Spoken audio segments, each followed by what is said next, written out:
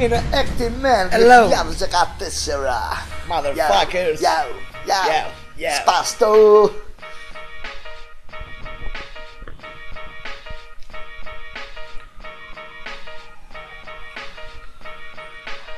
Direct beats, raw underground instrumentals. The sickest underground beats for y'all motherfuckers.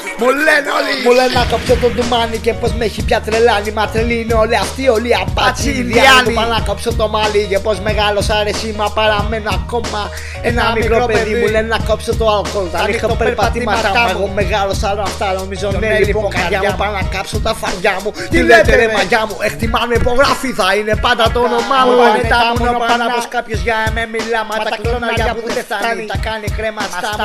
Αλλάξω στυλ με την εποχή μα παραμένω δεν ξεμένω. Η φάση μου αυτή μου λένε να κόψω τις μάγκες που πρόκειται να μου την πέσουν. Μα και αυτοί που το τολμήσαν πίσω τα μάξ θα τους δέσουν. Αρέσουν δεν αρέσουν, οι ρήμες μου θα πέσουν.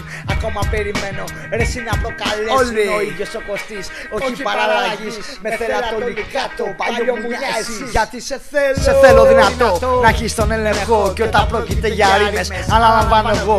Κρατώ μικρόφωνο σαν να προπονεί βόλο. Πάρε το κρούσου και έλα μ' ολόκληρο το στόλο. Πάνε να συνετιστώ και να τελειώσω το στρατό. Και εκεί όλα πουτάνα έφυγα με τρελό χαρτό. Όλοι μου λένε να κάτσω φρόνημα. Ποιο είναι ρε το πρόβλημα? Υπάρχει και αυτός από τον Κωστή που χώνει μόνιμα. Σκόπιμα το κάνω για να εκνευρίζω. Ρήμες στα κατάκα, έχω τα κουμάντα. Έχω βλάκα στάπα και θα σε κάνω άντρα. Μη μου λες σταμάτα, έπιασα την άρπα και κοίτα μία μάπα.